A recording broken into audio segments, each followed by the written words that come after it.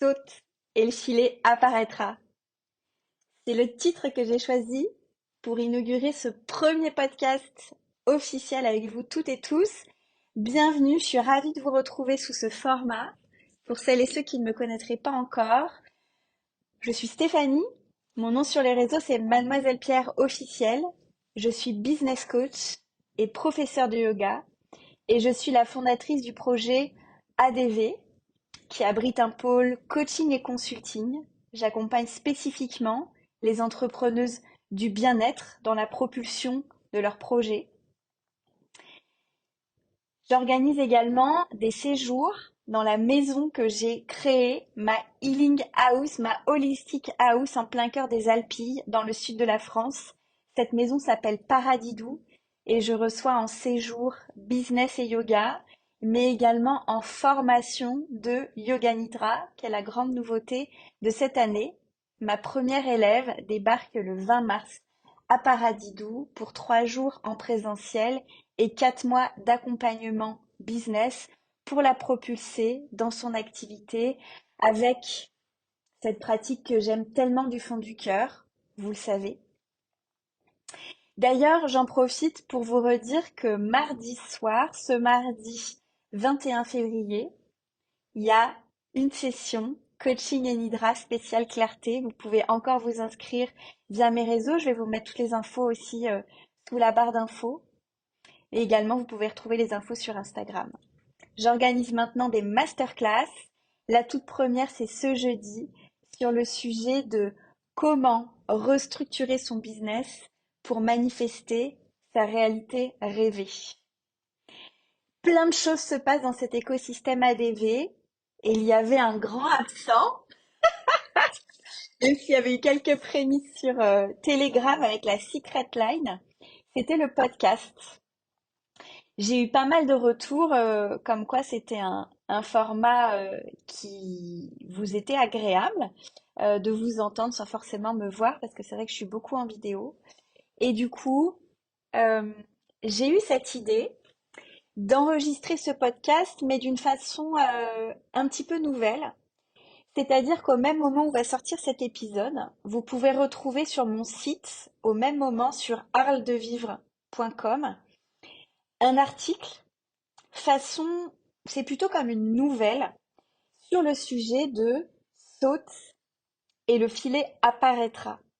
Dans le fait de se mettre en action avant même que tout soit prêt. Et ce podcast est le récit de cet article, un peu comme un audiobook, puisque cet article est pensé comme une nouvelle, un peu comme un chapitre d'un livre que j'écrirai peut-être un jour. Mais en tous les cas, j'avais envie de partager avec vous, au travers de ce podcast et donc de cet article, plusieurs enseignements clés qui reviennent sans cesse dans l'ensemble de mes accompagnements. En l'occurrence, notre lien que l'on entretient avec l'argent. Je vous parle souvent du fait que l'argent est une énergie comme une autre. Et du coup, au travers de cet épisode et donc de cet article, je vais vous parler très concrètement des clés qui m'ont permis, moi, de changer mon rapport à l'argent, de changer mon rapport à cette énergie et de sauter avant que le filet n'apparaisse. Ça parle aussi d'investir sur soi. Ça parle aussi d'être reconnaissant et en gratitude pour les événements que la vie nous présente. Et ça parle aussi de sortir de sa zone de confort et de ne pas rester focalisé sur les résultats, mais juste de se laisser porter par sa joie, par sa vibration intérieure d'excitation, par donc son intuition, et de laisser la pensée rationnelle, qui est parfois utile, mais en tous les cas de laisser le mental qui peut ressasser des peurs, des doutes, etc., de côté pour nous emmener vers le plus bel endroit pour nous, et cet épisode en est le juste reflet. Est-ce que vous êtes prête? Est-ce que vous êtes prêts? C'est parti.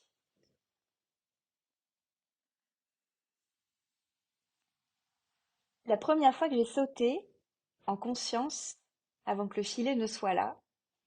C'était 15 jours avant mon départ en Inde, en janvier 2019. Il y a donc 4 ans. Waouh! Ça a été un tel enseignement. À ce moment-là, j'avais atterri dans le sud de la France, chez mon père, quelques semaines plus tôt, épuisée moralement et physiquement, d'un trop-plein de tout. L'histoire de mon burn-out, vous la connaissez, inutile de revenir dessus. J'avais donc débarqué à Saint-Rémy-de-Provence, en ayant tout arrêté, le boulot, ma vie à Paris, ma vie sociale, amicale et amoureuse. Et mon programme, c'était juste réapprendre à dormir, manger et respirer. Ma belle-mère me propose de m'embarquer alors à ces sessions de marche nordique au cœur du club qu'elle a rejoint quelques années plus tôt, plutôt que je reste dans mon lit ou sur le canapé de la maison familiale à déprimer. Cela lui faisait un tel bien, physiquement et moralement, qu'elle pense que ça pourra en être de même pour moi. Et elle était loin d'imaginer à quel point cette proposition fut l'un des plus beaux cadeaux qu'elle m'ait fait. Je décide donc d'essayer. Je n'avais pas grand-chose à perdre, de toute façon. J'entendais toutefois, en mon fort intérieur, rire tous les amis que j'avais laissés à Paris, qui me connaissaient comme une fille pas du tout sportive, ni une fille très outdoor. Il faut dire que je troquais, à cet instant précis, mes habituelles journées café-club derrière mon ordi pour mener tous mes projets depuis mon loft industriel à Pantin, en banlieue parisienne, par une randonnée de 10 kilomètres dans les Alpilles, basket aux pieds, doudoune et sac à dos vissés sur les épaules, et ce dès le lundi matin, 9 heures, totalement déconnecté. Note pour plus tard, et à se rappeler à jamais, sortir de sa zone de confort et prendre soin de soi est un cadeau extraordinaire à se faire. Car au-delà de la mise en santé que ces randonnées réalisées 2 fois par semaine m'ont permise, elles m'ont mise sur le bon chemin. Nous sommes alors fin janvier 2019, à peine un mois et demi plus tard après avoir débarqué de la capitale. Je retrouve comme depuis 6 lundis le groupe de femmes du club, dont une fameuse Carole fait partie. Carole, je vous en ai souvent parlé à l'époque sur Instagram. C'est elle qui a créé les 2 maisons d'hôtes sublimes à Arles et Saint-Étienne-du-Grèce, qui est une petite ville juste à côté, baptisées 7 en Arles et la Roussatino. Je vous recommande d'ailleurs souvent ces adresses quand vous me demandez où loger, quand vous venez en week-end ou en vacances par ici. Carole, en ce fameux lundi matin de janvier 2019, annonce malheureusement une triste nouvelle au groupe, ainsi que sa décision de repartir en Inde très vite, et ce quelques semaines pour traverser l'épreuve qu'elle traverse. Au-delà de la compassion et l'écoute dont on a toutes fait preuve, je l'espère, je ne sais absolument pas quelle tête j'ai fait à ce moment-là, ni ce que j'ai envoyé comme message subliminal, mais toujours est-il que Carole me regarde et me dit alors, voudrais-tu venir avec moi? En mon fort intérieur, ça donne. Hein, quoi? C'est à moi qu'elle parle? Non, mais elle me dit ça par gentillesse. Non, mais elle va être toute seule pour traverser ça. Non, mais c'est dans 15 jours. Et puis nous partons marcher nos 10 kilomètres habituels. Je rentre chez mon père, la proposition tourne en boucle dans ma tête. Carole était-elle vraiment sérieuse? Bah, posez tout simplement la question, me répond ma belle-mère. Ah oui, vu comme ça, c'est sûr que c'est plus simple. Allô, Carole? J'étais bien sérieuse en me proposant de partir avec toi dans 15 jours? Oui, Stéphanie, si tu en as envie, viens. J'ai réservé 10 jours pour un stage de yoga et d'ayurveda dans le Kerala. Puis j'avais prévu de passer quelques jours à l'ashram Dhamma, puis de terminer mon séjour sur une île dans un écologe. Autant vous dire que tous les mots prononcés par Carole sont comme un appel plus que géant. Tout mon corps, mon esprit et mon cœur sont en joie, ni plus ni moins. Sauf que ma conscience rationnelle me rappelle alors presque immédiatement. Voilà ce qu'elle me susurrait à l'oreille en substance. Alors c'est génial, ma cocotte, de te faire envie avec un tel voyage, sauf que tu vois bien que les billets d'avion à 15 jours du départ sont hors de prix. Non mais 1 500 € là comme ça, tu les as? Plus le prix du stage, de l'écologe. Bref, tout compris, tu as 4 000 € à dépenser, toi, pour 15 jours à l'autre bout du monde? Je te rappelle que tu as arrêté de bosser, tu ne sais absolument pas avec ton état quand tu pourras retravailler. Il te reste seulement 6 mois d'économie, le temps de te remettre sur pied. Et encore, qu'est-ce que tu vas faire ici? Si tu dépenses 4 000 € maintenant, en rentrant, c'est plus que 4 mois de trésorerie qu'il te restera pour payer tout ce que tu dois. Tu es folle? Non mais tu es juste folle. Voilà un sublime exemple de mon intuition qui s'est manifestée directement par un immense oui intérieur lumineux et évident, et de mon mental qui s'est rapidement invité pour me raconter un scénario bien ficelé, fait de doutes, de peurs et de limitations. Et c'est exactement à ce moment-là que je décida de sauter. J'ai souvent raconté à qui voulait bien l'entendre, quand le sujet de l'énergie liée à l'argent venait sur la table, que ce jour-là, je tombais par hasard sur la fameuse vidéo de Lulumineuse dédiée à l'abondance. Vidéo que je ne retrouve d'ailleurs pas sur sa chaîne YouTube, mais que j'ai envoyée à des dizaines et des dizaines de personnes. Alors si vous en faites partie, n'hésitez pas à me l'envoyer que je puisse la faire tourner. Néanmoins, en attendant, je vais vous raconter ce que j'en ai retenu et ce que ça a littéralement changé pour moi ce jour-là et pour toujours. Tout commence dans mes souvenirs avec cette question que le Lumineuse invite à se poser. Est-ce que tu te poses, toi, la question de comment vas-tu bien faire, au bon Dieu, pour payer ta facture de téléphone ce mois-ci? Je souris intérieurement à ce moment-là, car non, évidemment, je me pose pas la question. C'est un prélèvement automatique, comme pour beaucoup, je crois, et je ne me demande pour ainsi dire jamais comment je vais réussir à payer mes 60 euros de forfait. Et Lulu enchaîne alors avec cette deuxième question. Est-ce que tu es heureuse, malheureuse ou indifférente quand tu la payes cette facture? Laisse-moi réfléchir un court instant. Je m'en fous puisque j'y prête pas attention. Je sais que j'arriverai à la payer inconsciemment quoi qu'il arrive, je crois. Ok, alors arrive la troisième question. Maintenant, comment te sens-tu quand tu dois payer ta facture d'électricité ou tes impôts, par exemple? Est-ce que tu es heureuse, malheureuse, voire dégoûtée ou simplement indifférente? Ma chère Lulu, je crois que je vois où tu veux en venir. Je déteste payer ce type de facture. Plus que ça, j'en ai peur, comme une sorte de phobie administrative. J'attends même systématiquement toujours le dernier moment, surtout pour les impôts, que je n'avais pas mis en prélèvement automatique à l'époque, pour faire partir mon virement. Et il n'est même pas rare que je paye une majoration, alors que l'avis d'imposition trône sur ma table basse depuis des semaines, et que le rappel du paiement est sur ma to-do list presque chaque jour. En d'autres termes, non, je ne suis pas indifférente au paiement de cette facture. Non, je ne suis pas heureuse non plus de laisser des milliers d'euros à l'administration française. Et oui, je suis plutôt dégoûtée de devoir dépenser une partie de mon argent durement gagné de cette façon. Et pourtant, rajouta-t-elle, et pourtant, les quelques milliers d'euros que vous donnez aux impôts chaque mois ou tous les ans nous permettent d'avoir accès à un système de santé hors pair en France, par exemple. Elle donne ça comme exemple, Lulu dans mes souvenirs. Et je me souviens m'être dit, quand on sait qu'aux États-Unis, il n'est pas rare de s'endetter jusqu'au cou, jusqu'à perdre sa maison quand on rencontre un gros souci de santé et qu'on doit se faire opérer. Puis Lulu continue. Vos impôts permettent aux pompiers d'intervenir si votre maison prend feu, aux policiers de vous venir en aide si vous rencontrez un problème, aux routes d'être entretenues pour vous permettre de voyager plus simplement qu'il y a un siècle. Ce n'est quelque part pas si cher payé. Alors pourquoi être dégoûtée si ce n'est être reconnaissante? Waouh! Reconnaissante, moi, bah, j'en étais loin. Je l'avais même jamais envisagé comme ça. Toujours est-il que je venais de prendre conscience de quelque chose d'important, de cette fameuse énergie liée à l'argent que l'on dépensait et donc que l'on faisait circuler comme une énergie. Et que visiblement, si on lui associait une énergie neutre, elle circulait plus facilement et ne restait pas bloquée. Ok. Maintenant, restait à savoir comment j'allais bien pouvoir l'appliquer dans la réalité, c'est-à-dire comment je pouvais appliquer ce principe pour partir dans 2 semaines en Inde. Ouais, j'étais prête à tout et à essayer surtout. Je me dis alors ceci. Et si je payais ce fameux billet d'avion, ce stage de yoga et ce séjour dans l'écologe avec l'indifférence la plus totale? Bon, plutôt avec la reconnaissance ultime d'une proposition absolument magique. Ça m'arrangeait bien de me dire ça, vu que je mourrais d'envie de partir, de tout planter, de me dire on verra bien demain, et de repousser à plus tard mes problématiques du moment, à savoir je n'ai plus de travail, je suis en incapacité de travailler de toute façon, j'ai un appart et une maison à payer, et accessoirement des travaux à financer.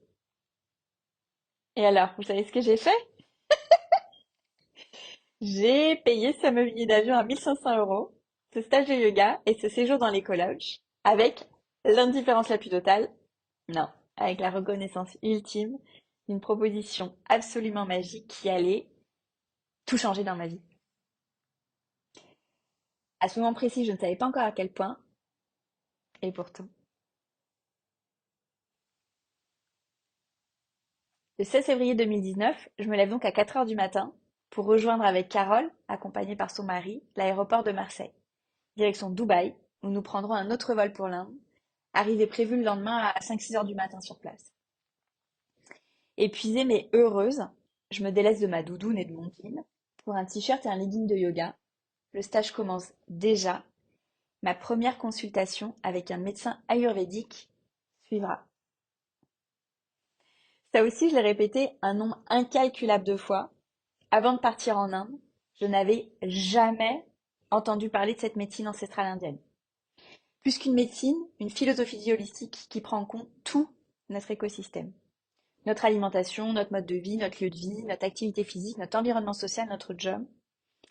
Et mon bilan ayurvédique à ce moment-là était plutôt cata.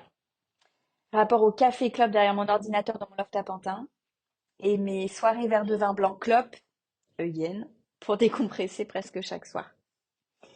Se rajouter à ça beaucoup de stress, car j'avais la fâcheuse tendance à accepter beaucoup trop de projets à la fois, mais ils sont tous géniaux.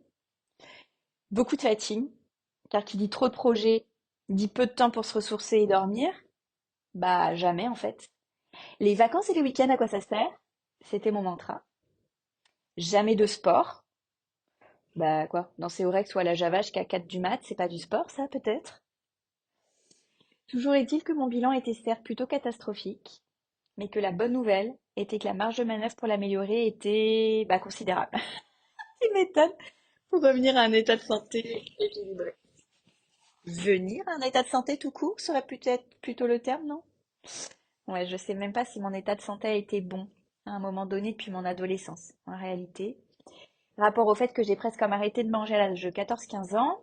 À l'époque, j'avais perdu 12 kilos, alors j'en faisais que 53. Je me nourrissais de légumes, de fruits, d'un peu de riz, de pâtes fraîches et de biscuits secs. Le tout pour moins de 17 points. Ouais, le fameux programme Weight Watcher. Jusqu'à jouer à n'en manger que 4 à 5 par jour. Comment détourner un régime. Oui, tu es folle. Tu es juste folle. Bon, malade en réalité. Ce jour-là, en Inde, dans le cabinet de ce médecin, je découvre donc qu'il y a un moyen de comprendre comment être en santé. Et pour mon cerveau analytique, de compartimenter ma vie en segments et de m'interroger sur le score de chacun entre 0 et 10, était juste parfait. Alimentation, 5 sur 10. C'était mieux depuis que j'étais chez mon père. J'aurais pu mettre 2 juste avant. Mais le médecin m'apprend que je suis profil Vata et que les crudités, ce n'est pas idéal pour vous, moi, voire pas recommandé. Le pain et le fromage, idem, rapport à mon intestin totalement inflammé par rapport à ces fameux café, clopes, vin blanc, stress, fatigue. Mode de vie, 8 sur 10 depuis un mois et demi. Sinon, on va dire 3. 6 heures de sommeil, trop de travail, pas de sport, beaucoup trop d'ordinateur, trop de fêtes, etc. Lieu de vie, 6 sur 10. Mon loft à Pantin était absolument génial, grand et lumineux, mais ma porte-fenêtre principale donnait sur un mur. Et l'environnement sonore était bruyant, rapport au fait que le loft se situe au milieu d'ateliers de ferronnerie et de charpente. Puis l'appartement que j'avais choisi à Arles pour m'installer ensuite en attendant que la maison soit prête était au rez-de-chaussée, avec ses 2 cours intérieures certes, mais qui donnaient sur des murs. Et l'immeuble était si haut que je ne pouvais pas voir le ciel. Bon bref, je m'arrête là, vous avez compris l'idée. Je me rends donc compte assez vite que beaucoup de choix que j'avais faits pour ma vie n'étaient pas idéaux pour ma santé, mon état d'être et mon équilibre. Aujourd'hui, je sais que l'on fait des choix à un moment donné en fonction de notre état d'être, de notre énergie, de notre vibration, qui envoie un certain champ électromagnétique dans l'espace autour de nous, et que nous magnétisons donc certains lieux, certaines personnes et certaines situations. Eureka! La solution résidait dans le fait de prendre soin de mon état de santé et mental et tout s'arrangerait. Nous devions être au jour 3 du stage de yoga et de la cure ayurvédique. J'avais tout compris. Ah, bien sûr, mademoiselle Alerme, tu as bien compris le concept. Maintenant, à toi de jouer pour le vivre et l'incarner. Vous suivez depuis sans doute toute mon évolution grâce à Instagram et tout ce que je vous partage. La naissance d'ADV, en mai de cette même année. La première retraite de yoga et Ayurveda en juin, que l'on avait appelée Arl Retreat avec mon associée de l'époque, Julia Mitton, la fondatrice du studio Arl Yoga à l'époque et du restaurant Le Chardon Arles. Il y a eu aussi le premier collectif de femmes entrepreneurs du pays d'Arles, co-créé en juin aussi, avec plus de 200 inscrits dès le premier événement, et une sublime double page en Grazia spéciale Arles qui parlait de tous mes nouveaux projets. Il y a eu ensuite les premières business retreats en septembre pour travailler sur ses énergies autant que sur sa stratégie.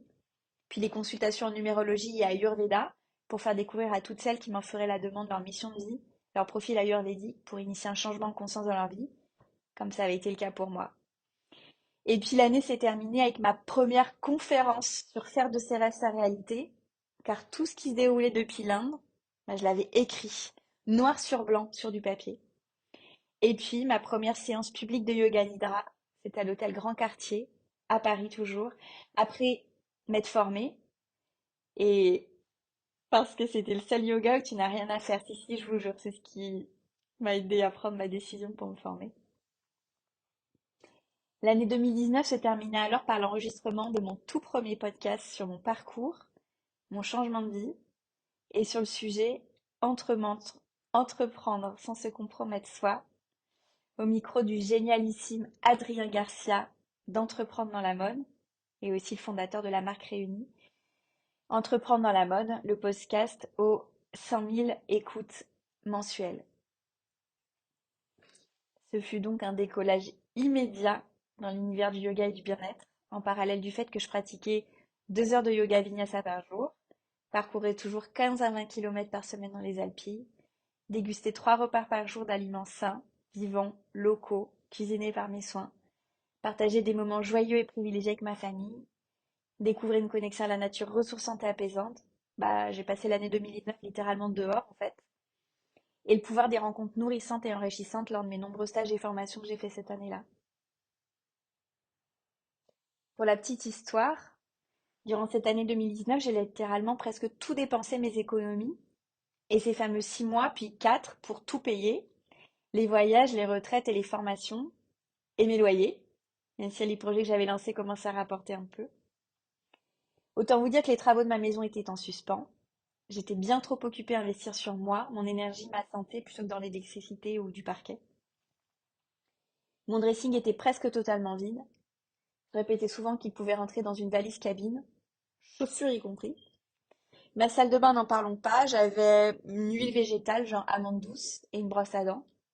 J'avais peu, mais j'avais trouvé ma voie, retrouvé le chemin de la santé, du bonheur, et j'étais en train de me créer un nouveau job sur mesure, business coach et professeur de yoga. Moralité de cette histoire, pour revenir au titre de cet article et donc de ce podcast qui j'espère vous aura plu et inspiré, qui sait, saute et le filet apparaîtra. N'hésitez pas à me partager vos ressentis, vos réactions en commentaire sous cet enregistrement que je vais poster notamment là sur YouTube. N'hésitez pas aussi à m'écrire sur Instagram.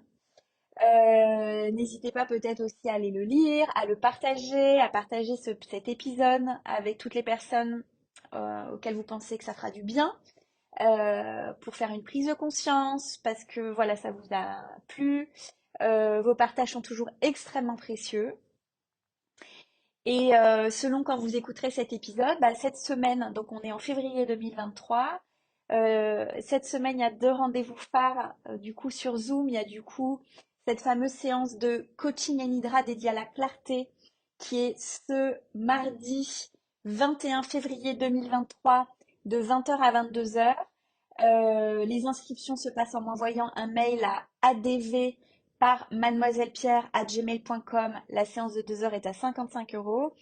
Et ma première masterclass, comment restructurer son business pour manifester sa réalité rêvée, dure également 2 heures. C'est ce jeudi 23 février de 19h30 à 21h30 au moins. Et je me laisse la possibilité de faire perdurer la masterclass pendant une demi-heure, donc possiblement jusqu'à 22 heures. L'accès est à 150 euros. Je fais un tarif spécial pour toutes les clientes que j'ai déjà eu en accompagnement longue durée. Je leur offre 30 euros. Les inscriptions aussi par mail, adv par mademoiselle Pierre gmail.com.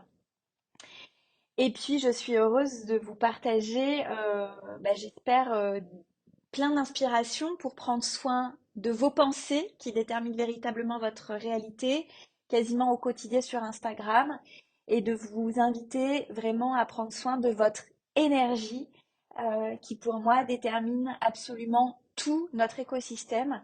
C'est bien pour ça que ADV est un juste mix entre le wellness et le business, parce que pour moi, l'un ne va pas sans l'autre. Prendre soin de son état d'être, de son état mental, de son énergie, de son système de pensée change absolument toute notre réalité. Et tout ce que je vous propose est vraiment dans cette lignée. Merci de m'avoir écouté jusqu'au bout. Vraiment, n'hésitez pas à mettre un pouce, un cœur, vos partages, à mettre des commentaires pour vraiment faire vos retours, savoir si je continue sur ce format, si ça vous plaît aussi, que ce podcast soit façon un peu comme un e-book. Et j'espère pouvoir vous proposer voilà, d'autres épisodes sur des sujets un petit peu phares que j'espère impactants, inspirants pour vous apporter des véritables clés au quotidien. Je vous embrasse du fond du cœur.